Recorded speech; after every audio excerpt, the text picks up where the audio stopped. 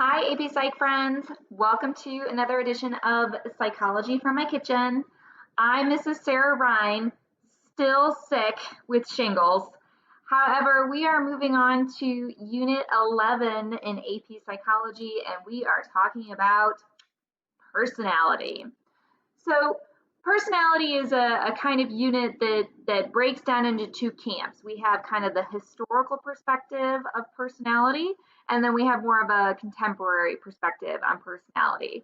We're going to be starting with the historical aspects, and then in our later videos, talking more about contemporary pieces with personality. But first, to begin, when we say personality, according to psychology, what we're talking about is somebody's individual characteristic pattern of thinking, feeling, and acting. So this is a lot to do with just how a person is. How is it that they tend to react to situations? How do they think about the world? What kind of emotional experiences does this person have? And we identify right off the bat that it's a pattern and that it's not in every single situation that they might be in. So, like, we might know someone in a particular scenario. Like, my students know me as a teacher, but my personality of teaching might be different than like my personality that my parents know because they know me as their child. So we recognize that the different situations that we are in can actually influence our personality and the traits of personality that we might demonstrate. But in general, we're looking at a pattern. We're looking at a pattern of how a person typically thinks and feels and behaves. So I mentioned that we're going to be kind of starting from this historical, maybe. Hello, slides. Oh, there we go. We're going to kind of start from this historical vantage point about psychology and personality and all of that. And to do that, we got to talk about probably one of the most infamous uh, persons in the field of psychology, and that is Mr. Sigmund Freud. So we haven't talked an awful lot about Sigmund Freud because really where his main avenue, the main place that he resides in the lore of psychology, is in the place of personality. So we're going to talk a little background about Freud and why we consider him as part of this study of personality. So first of all, Sigmund Freud is not a psychologist. He is a physician. He is a doctor.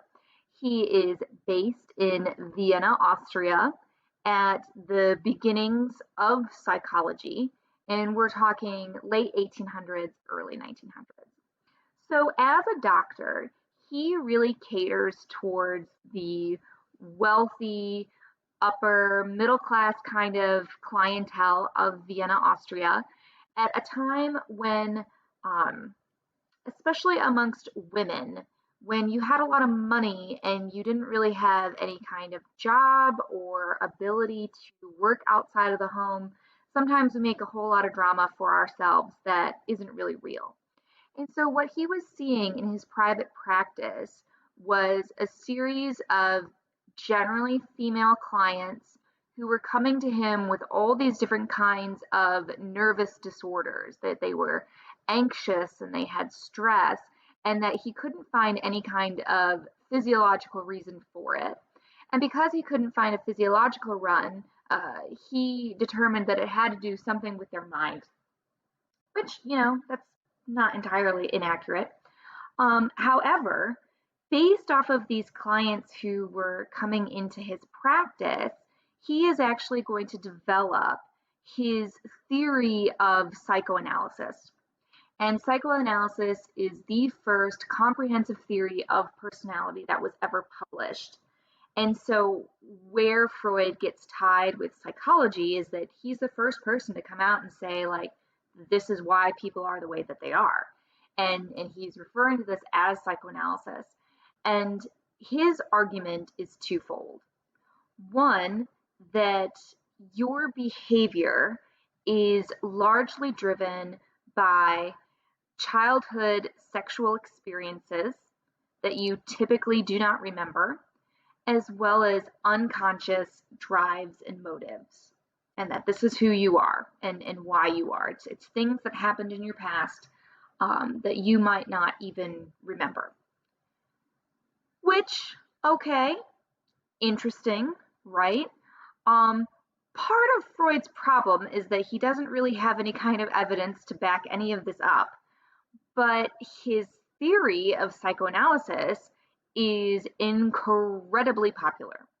That the works that he publishes about psychoanalysis, um, they are read by millions of people across the world. They're translated into all these different languages, and he is going to be responsible for making the study of psychology, which really at the time was still a branch of philosophy and not really moving out into the mainstream, and he made it a household name. He made psychology the popular kind of what will eventually become a science that it is, and it's based off of this idea of psychoanalysis.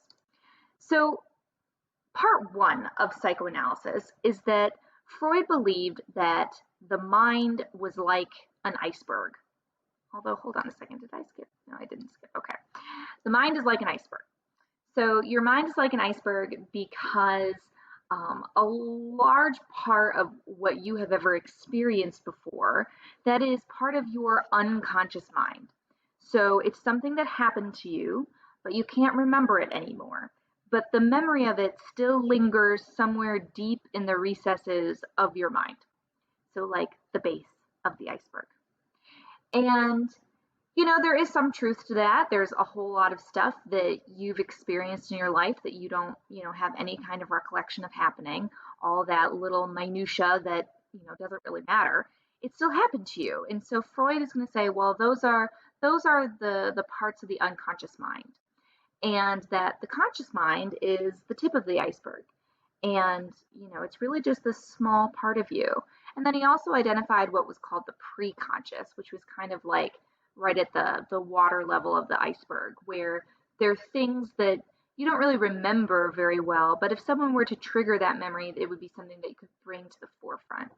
So Freud's making this argument that your personality is based largely on this unconscious mind, things that happen to you in your past that you are very much unaware of.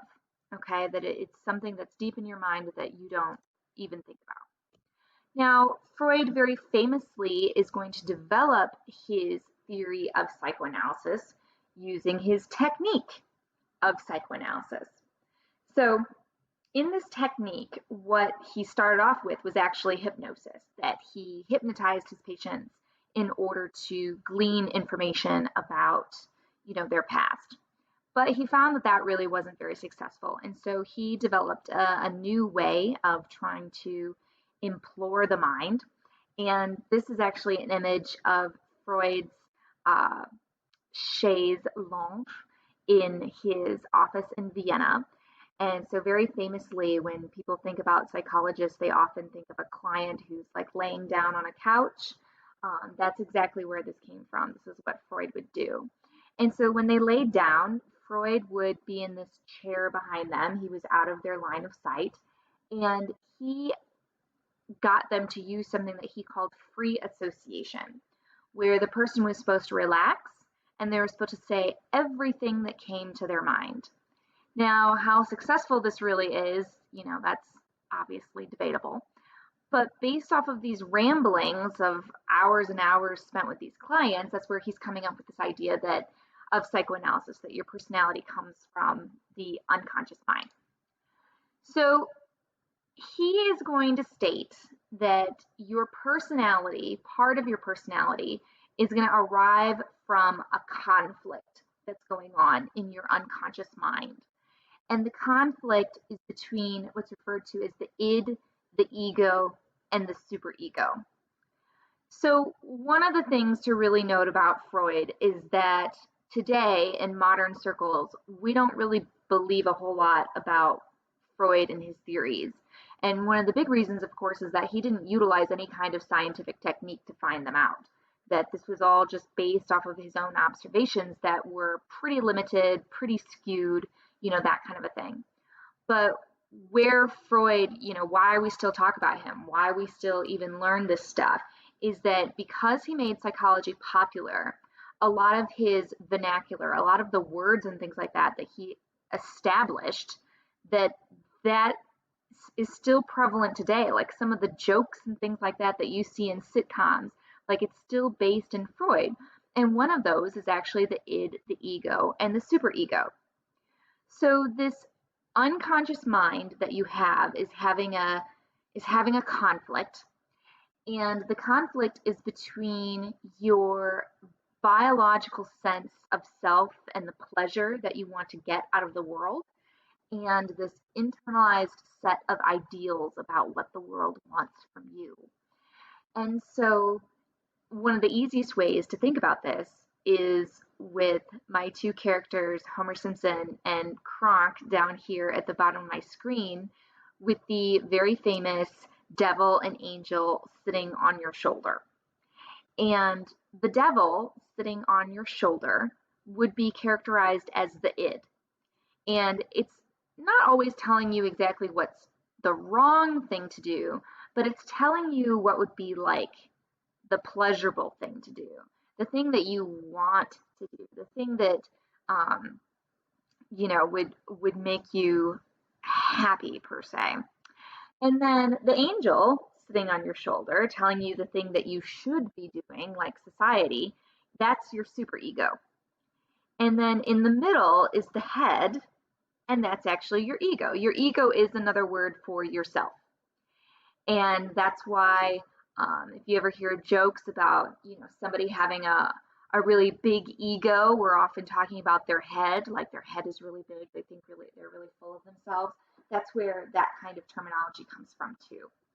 And so Freud thought that your personality is derived from this argument between your id, your ego, and your superego, where your id is telling you the things that you want to do right now and what would be pleasurable, and your superego that's telling you the things that society would want you to do or what would be the right thing to do, and that you yourself, the ego in the middle, is the one who has to make the decision.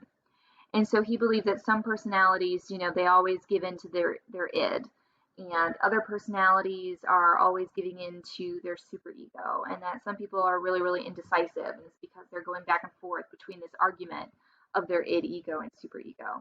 And so this was his major aspect of psychoanalysis, that where your personality is derived from is because of these different individual parts.